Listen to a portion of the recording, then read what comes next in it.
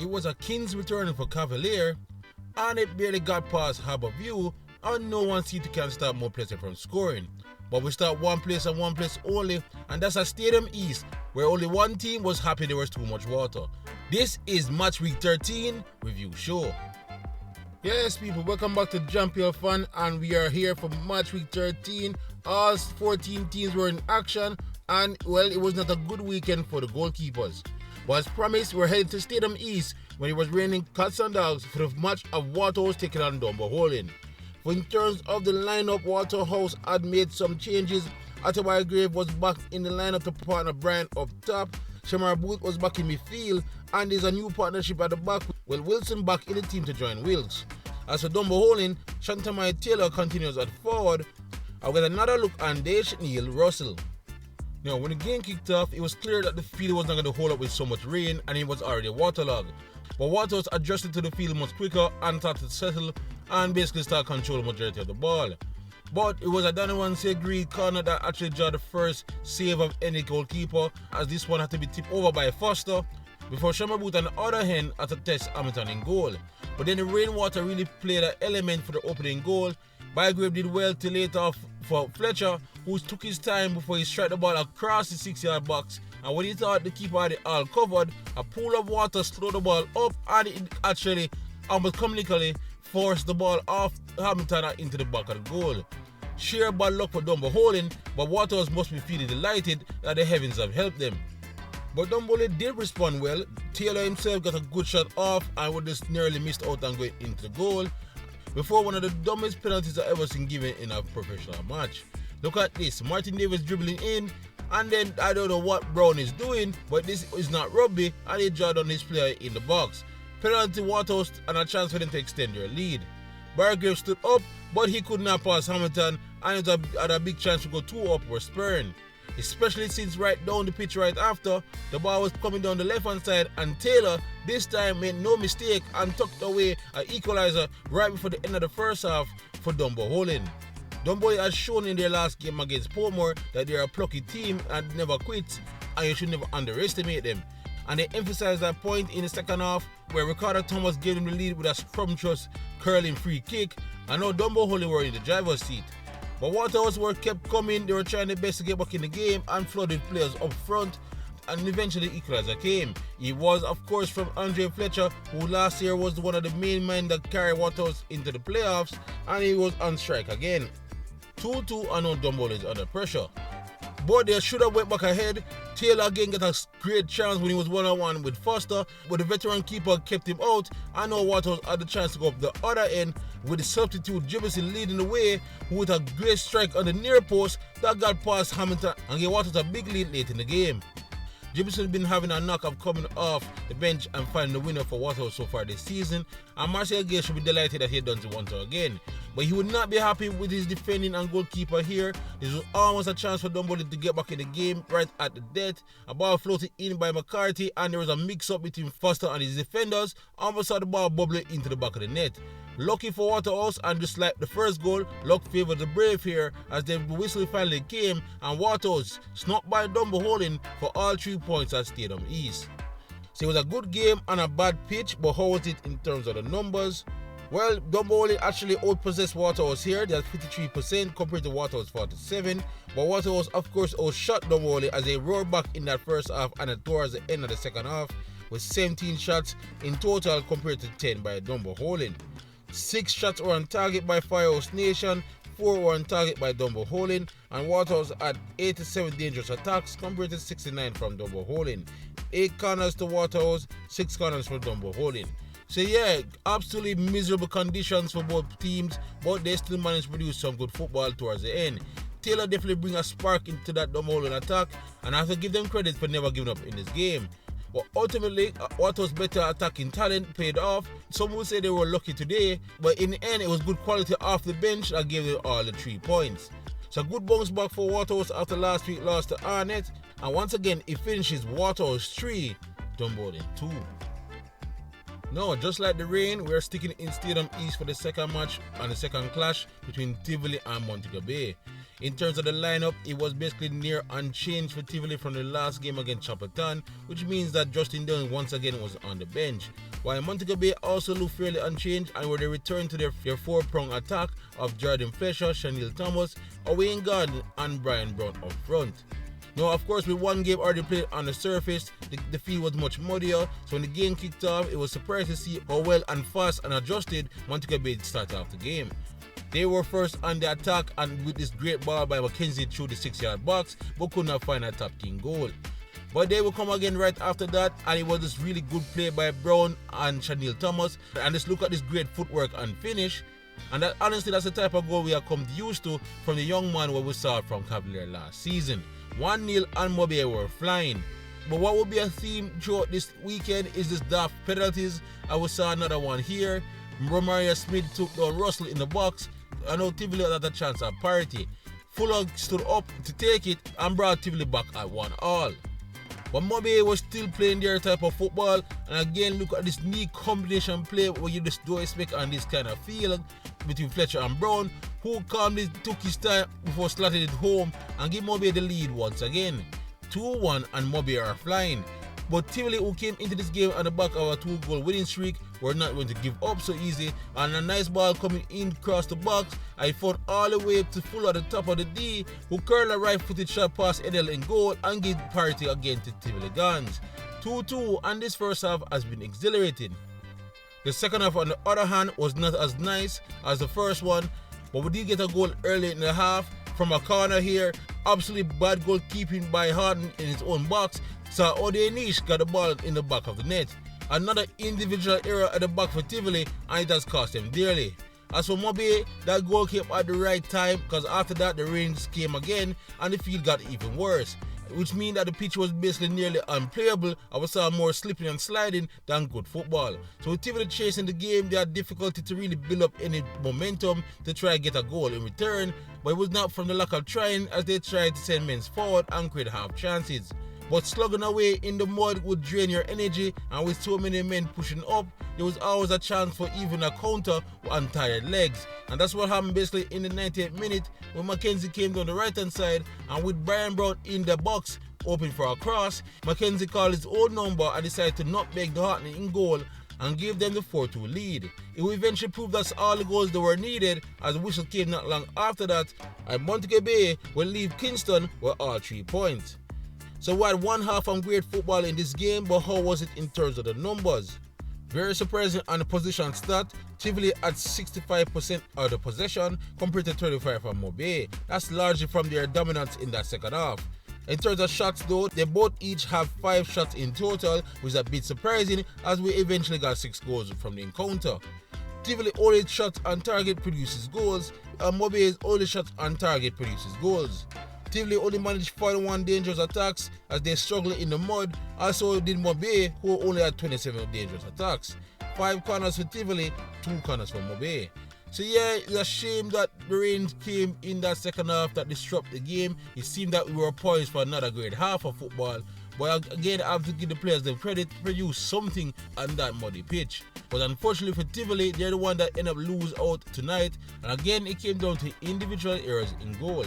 While Sabata must be delighted for Montego Bay, again these field conditions do not help their style of play, but they will take the 3 points for now and hopes that there will be sunny conditions when they return home next week. So anyway, once again it finishes Tivoli Guns 2, Montego Bay United 4. Now we move on to Sabina Park, where conditions were happily much better as Molynes United visited the newly crowned Caribbean champs Cavalier FC. In terms of the lineup, Relive Speed surprises us a bit with so much of their players that played in the midweek in the final making the starting lineup here. Ainsworth, Stein, Calvin, Deng, Dwayne Allen and Richard King all made the starting lineup despite this returning to the country this past Friday. As for Molynes United, they again kept majority of the same players despite the heavy defeat to More Pleasant last time out, which means another start for Rashawn Livingston. Now, when the game kicked off, both teams took a while to really get up to speed. It was a bit of a clunky start. Both teams had some time on the ball, but also quickly would lose it. But after a while, it seemed that Molynes were now okay with sitting into a shape and allowed Cavalier to have much of the ball. A bit surprising since Cavalier should be the ones that are a bit jet lagged. But you could say it was working. Cavalier was not creating any meaningful chances until out of nowhere their captain stepped up. He dribbled out of defense, right a couple tackles, and then with the back line dressing off of him, he got a free shot at goal and it somehow eluded Robinson and went in the back of the net. A big goal by the reggae boy who's enjoying his football lately, but you could say Robinson, who's only in the team because Dene could not play against his parent club, should have done a bit better on that shot. 1-0 to Cavalier, and from there they would have full control. Now they would come in waves of attack after this, with Stein getting a glorious chance to even make it 2, but he managed to hit the post. But Cavalier was still relentless. Molynes had no answer and they were pinned back in their own box. And Cavalier were now coughing up with some good chances and good shots, but somehow still couldn't get past Robinson again. So this is where Jermaine Thomas would be absolutely fuming with Molynes though, because they eventually gave up the second goal from some bad defending on a set piece. The ball floated in from the left hand side and Alexander Gooden rushed it in on mark and nodded home to give Cavalier 2-0 lead. There wasn't really much response from Molynes from that, and Cavalier would basically control the half and probably should have even scored one more before the first half whistle. In the second half though, Molynes did come up with a bit more spunk, a bit more spirit as they tried to get back in the game quickly. But as soon as they were building up some momentum, they received a deflating blow.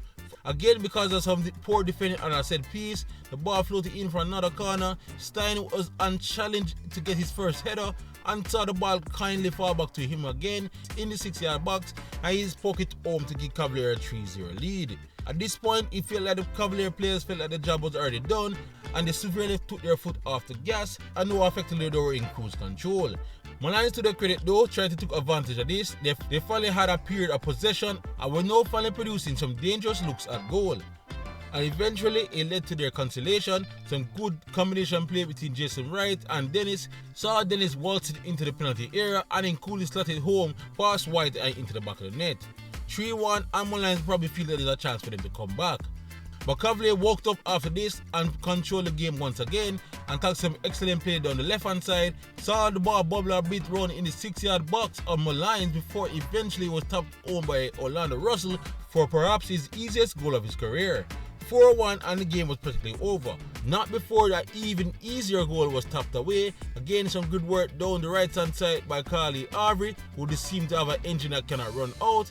He easily got past his man here on the right hand side before taking his time to dink a ball in the 6-yard box and find an unmarked O'Dane Wilberforce, who got the easiest goal of his career and tapped the way for give Cavalier a 5-1 lead.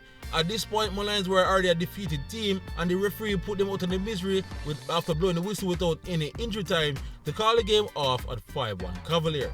So a good return to JPL action for the defending champions, but how was it in terms of numbers? Well, Cavalier had 49% of the possession compared to Molynes 51. Cavalier managed to have 19 shots in total compared to Molynes 11, and Cavalier of course managed to have 8 on target compared to 6 by Molynes. 80 dangerous attacks for Cavalier, 72 for Molynes. Only 2 corners in the game for Cavalier, and they managed to score from both of them, and Molynes had 5 in return. So yeah, not a bad workout by Cavalier.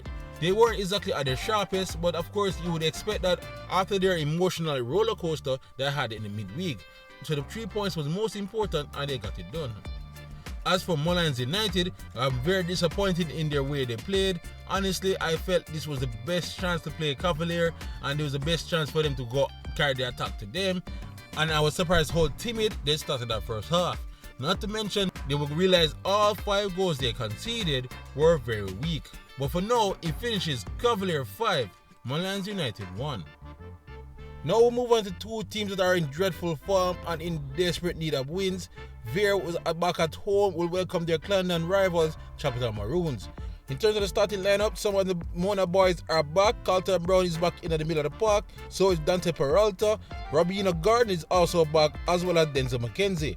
As for Chapleton Maroons, of course, under new management, the side basically look almost the same. Alwyn Bryan get the nod in midfield. As well, there's a changing goal as Prince Daniel Smith returns between the sticks. Now, when the game kicked off, it was a bit of a high tempo. Both teams were going at each other, but both teams couldn't necessarily cover any major chances. Chapleton got in their own passing rhythm much faster and was playing the better of the football, but even with the likes of Deacon, they weren't really testing Shakir in goal.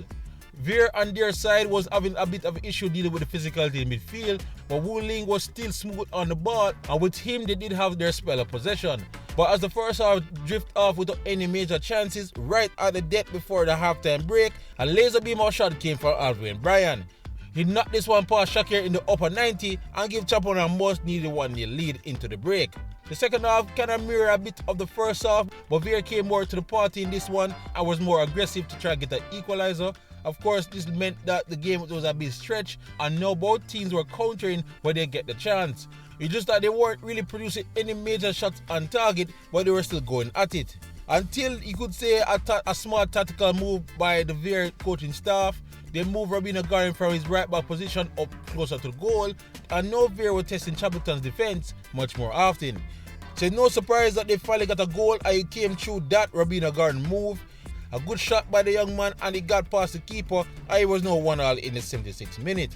Vere was now in the ascendancy as they looked to get that winning goal at home and was pushing and came very close right here. But so did Chapleton with the awarded space given to them, with Vere pushing up for the winner. Also had a major chance to get the winner and also fluff their lines. And just when you thought it was going to be an unhappy draw for both teams, Robina Garden stepped up again, a ball down the right hand side, and with Prince Daniel Smith coming out to meet Garden, he was late to the party. Garden got around him and got shot into the open goal. 2-1 in the 95th minute, and it was a massive goal for Vere as it needed those 3 points. But question got to be asked, why was Prince Daniel Smith out there so far? The full-time whistle blew right after that, and Vere picked up a crucial 3 points here at home. So based on that description, you would think it was an even game. Let's see if the numbers reflect that. Vere had 55% of the possession compared to 45% from Chapleton, as Vere held more of the ball in the second half as they went for find the winner. Vere managed to have 20 shots in the end compared to 8 from Chapleton. Again, they were much better in that second half, the home team. 6 shots on target for the home side compared to only 1 from Chapleton. 58 dangerous attacks from Vere, 47 dangerous attacks from Chapleton, 4 corners from Vere and 2 corners from Chapleton. So yeah, massive points by Vere. Craig Butler did say the cavalry will be coming, and they showed up big time in this game. The young boys played well, and of course Robina Garden, who many feel is the best player in the squad, came up big time when he was pushed up closer to goal and got himself a brace. Still some work to be done to really get them up near the top 6, but a good start by Vere. While Chapleton, new management, but the same old. They played decently, but again, that elusive result escaped them. But for now, it all ended 2-1 at the Wembley Centre of Excellence. Now we move on to Anthony Sporting Complex, where Molynes was playing their home game this week as they welcomed the visit of high-flying Mount Pleasant. The big news for Molynes was that summer signing Cameron Bushy-Beckford was fitting up again to return to the squad. As for Mount Pleasant, their captain Sumile McCullough is still nursing a thigh injury, so he was only good enough to make the bench. And once again, they have a centre-back partnership of Dwyer and Cummins in that back line. Now, obviously, this game was much drier compared to their counterparts had to play in on Sunday, and when the game kicked off, it was at a decent pace. Both teams had half chances in the early minutes before Mount Pleasant settled much faster on the ball. Molynes, of course, which is known to keep a good shape in defence, did well to basically keep Mount Pleasant in some half chances before themselves enjoyed some spell of possession towards the middle of the half. But Mount Pleasant has been scoring for fun lately, and you just felt that the more time they get on the ball, eventually they'll find a way through. Gadiel Irving, who is known for these type of crosses, played a great one on the dime for Green, who with a deft touch got it past Harrison and into the back of the net. Great start from Mount Pleasant, and again it came from the boots of Daniel Green. Molynes will probably feel that if they just keep it here towards the half, they will be in this game. So you can imagine their disappointment when they let in an easy goal from the set piece. Claudio Ferreira played a great ball into the box, but Harrison I felt should have come for this one, and he was left a free header to Bailey to nut home another goal and gave him for now the sole lead in the Golden Boot race. 8 goals for Bailey and 2 goals for Mount Pleasant on the night. Molynes did try to fight somewhat, but it was too late in the half and the whistle blew. Second half though, Duki seemed to got into his heads of his players. They came out with much more hunger and fight and were now pressing Mount Pleasant much earlier off the pitch. Their good work was rewarded when they got their own goal from a set piece. From the corner, the ball floated in and Chambers was all alone to cut the lead back down for Molynes. 2-1 and Molynes had some momentum. But then Topper made a smart move. He brought off Vere and brought in Sule McCullough, who stabilized that midfield, and they now regained control of the ball. From here now they were looking more dangerous to find a third, and eventually came thanks to 2 substitutes. Nolan got the ball driving through the midfield before he played in Nelson on the left, and with the acute angle looking at him, he took the strike, but he should be surprised. It got past Delroy Samuels, who came in at the half, and it got into the back of the goal. 3-1, and you felt more pleasant I'll kill this game off for good. But they still had time to find the fourth. Anglin had the ball in midfield with no pressure, and he floated the ball at the back line, who found out Nicholas Nelson, who was streaking in, and again with squared up against Samuels in goal. He squeaked the ball underneath him and gave him his brace along with More Pleasant's fourth. 4-1, and effectively the game was over. They didn't have to wait much long after that for the final whistle, of course, and More Pleasant will also leave Kingston with 3 points. So a good result by More Pleasant. How was the game in terms of the numbers? Molynes only had 33% of the possession compared to 67% by More Pleasant, as they dominated the majority of the ball in that second half.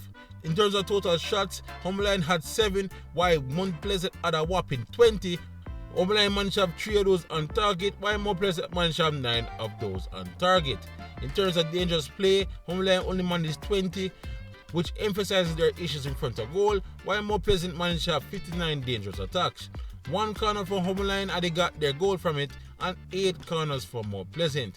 So yeah, pretty much routine display by More Pleasant. They had 1 lull in the game that saw Molynes come back into it, but they kept their composure and finished them off well. While Molynes, they wish they could get at least half of those goals More Pleasant are scoring. They simply just lack punch up front, but for now it is too late, and they lost this one 4-1. Now sticking in the jungle, of course the home side was also on farm, and they will look to put on a show as they welcome the visitor Harbour View. In terms of the starting lineup, Arnett was practically unchanged as their influential captain Marlon Martin shook off a knock and was able to start. As for Harbour View, they had 1 change as well. Romain Berkovic was in the team, and Luca Kung, unfortunately got injured in a car accident, was also out of the squad. Now, when the game kicked off, it is as usual, Arnett started the game much faster. They immediately got into a passing rhythm and was now looking to unlock that Harbour View defense. Harbour View was quite fine to sit in the shape and allow the junglers to have the ball, and you felt that it was a dangerous play, but it did manage to keep Arnett attackers away from goal. But until this one big chance happened for Chase Smith, a misplaced pass by Brown landed perfectly for him, but of course he came in on his weaker foot and tried to find that bottom corner, but it just shade past the post. A bit of luck for Harbour View, but in the next play, their luck ran out. A ball again coming from the left hand side, played into the box, looking for Warner Brown, and Berkovic looked to intervene with his shoulder and got the ball out for a corner, but the referee Akila Howard saw it otherwise and pointed us the spot. Of course, in real time, you could say it looked like Berkovic made himself big with his arms and got the ball that way, but of course from the slow motion, it seemed to come off his shoulder. I felt he should have left this kind of call to his linesman. Nonetheless, it is a penalty, and Warner Brown, who had some bad luck in his last game, finally got some good luck here and tucked away to give him a tally of 8 on the season. 1-0 to Arnett, and you thought they would kick on from here. But honestly, right after that, Arnett went flat. They just simply stopped trying to really create anything and allowed Harbour View to have more of the ball. Harbour View, on the other hand, though, had some dangerous plays in the Arnett box, but again, their lack of imagination in attack didn't really produce more chances for them, and eventually the first half petered out to the same scoreline. Second half though, Arnett did step up a bit more, but Harbour View was also playing much better and now was playing with more of the urgency. But again, with them lacking any real playmaker in that middle of the field, although Demar Rose tried his best, most of their chance creation was coming from balls swinging from wide. And of course, Arnett centre back pairing had no issue dealing him out. But you could see that the Junglers' home fans were looking a bit nervous as they would want a second to close the game out, and it basically came out of nowhere. One of their main man this season, Harbour, got the ball on the left hand side, and he took his time to approach the penalty box on his right foot and then curled one beautiful one to the far post, past Vere and into the back of the net. 2-0, and once again the Junglers were dancing. Harbour View, to their credit, again did respond well. I think they showed good spirit in this game, but they were just lacking a goal. But with Christmas approaching, Arnett decided to give them one. With the ball floated in a bit behind Fagan, who tried his best to control it. Alton Lewis decided to lose his head and kick him in the back of the calf and bring down the big striker. Penalty, and Harbour no have a chance to get back in the game. Chung, who just simply doesn't miss much of these, stood up and take it, and Harbour cut the deficit in half and were now back in the game. Now from this point, it was all Harbour as they tried their best to claw back and get back to parity, but again, apart from the players of Rowe and Brown, they simply just didn't carve up enough creativity to really strike anything on goal. They did manage this one rasping shot by Gareth Stewart, but it was comfortably saved by Roger Williams, and that would basically be all they could muster, as Arnett will hold on for another win at home. So Arnett wasn't at their best. Does it reflect in the numbers? Arnett managed 56% of the possession compared to Harbour's 44. Arnett managed 10 total shots in the game compared to 8 total shots by Harbour. Arnett had 2 shots on target, and it was the same amount of shots on target for Harbour. Arnett only had 43 dangerous attacks in the game. As I said, they were really flat, and Harbour managed to have 49 dangerous attacks. 4 corners to Arnett, 7 corners to Harbour. So yeah, it was not the Junglers' best display on the pitch, but they got the job done. They say that's what champions do. Arnett would want to play better in the next game. While Harbour is not much to analyze again, they showed some good fight and spirit, but they lacked any real quality in front of the goal. So once again, it finishes Arnett 2, Harbour 1. Now for our final game, we head to Fernita Park, where it was another Portmore derby, as Portmore was playing home to Racing United. In terms of the lineup for Portmore, Jamari Morrison has come into the squad, and Nicoy Gale kept his place after his goal last week. As for Racing United, the likes of Giovanni Cunningham was back in the starting lineup, and Andre Campbell kept his spot up front. Now when the game kicked off, it was all Portmore United. Portmore started the most stronger and was looking to get an early goal. They got it roughly in the 16th minute. It came from a corner, and just like we saw in the previous games this week, one player was basically left unmarked in that 6-yard area, and that was Rashawn Small, who nodded home and gave Portmore the deserved 1-0 lead. They were trying to find a second, but Racing rallied and now finally find a footing in the game. So quickly, in fact, that they scored just basically 5 minutes after. Cunningham had the ball at his feet at the top of the box, and Russell came out his goal to engage, but Cunningham would manage to slip it past him, past the 2 Portmore defenders on the line and off the post into the back of the net. 1-0, and Racing was back in the game. But Portmore would quickly get back on the ball and would try to find the momentum, but here's when the game had to stop for an unfortunate incident. Roughly in the 30th minute, an unfortunate head collision between Grizel and the Racing player, so Grizel had to be substituted out of the game for what is suspected of a serious head injury, and we really hope for a speedy recovery and wish the young player well. Both teams took a while to get up to speed after that incident, but Portmore eventually would finish the half strongly, but just couldn't find their next goal. Second half though was all Portmore once again. They came at Racing, hoping to break down that defense, but just couldn't get nothing past the line. Racing, on the other hand, have yet to score more than 1 goal all season, but their best chance to do so came at the feet of Ronaldo Biggs, who did his best Messi impression to get past 1, 2, 3 in midfield, get his chance on his right foot, but blast his shot over the bar. It was a valiant effort by Biggs, but that would be the last big chance they will carve up in this game. Portmore tried their very best towards the very end to try get that late winner, but it never materialized, and the game will eventually end 1-1. So a very spirited Portmore derby. How was it in terms of the figures? Well, Portmore had 54% of the possession, while Racing had 46%. Portmore had 5 total shots in the game compared to 5 from Racing. Portmore managed 4 of those on target, while Racing only managed 1 on target, and of course they scored from it, as they took the attack to Racing for the majority of the game, while Racing only managed 48 in return. 7 corners for Portmore, and of course they scored from 1 of those, and 3 corners for Racing. So yeah, not the happiest last couple of weeks for Portmore, and especially being held in both Portmore derbies by what people consider the lesser team. But all attention will rightfully be on the health of young Junior Grizel, and again we hope he's okay. While Racing, they displayed some steel to hold on in this game, but once again they just lacked finding that second goal and won't be wondering what they can do. But once again, the final from Fernita Park, Portmore 1, Racing United 1. Yeah, so that's match week 30 in a nutshell. Lots of goal, lots of bad defending, especially on set pieces. But we look at the table right now. Mount Pleasant leads the way with 28 points from their 13 games. They're 1 ahead of Arnett, who actually have a game in hand as well. Waterhouse kept their place in third with 25 points. MoBay keep up with their win with 24 points. Portmore pegged back down into 5th now with 22 points.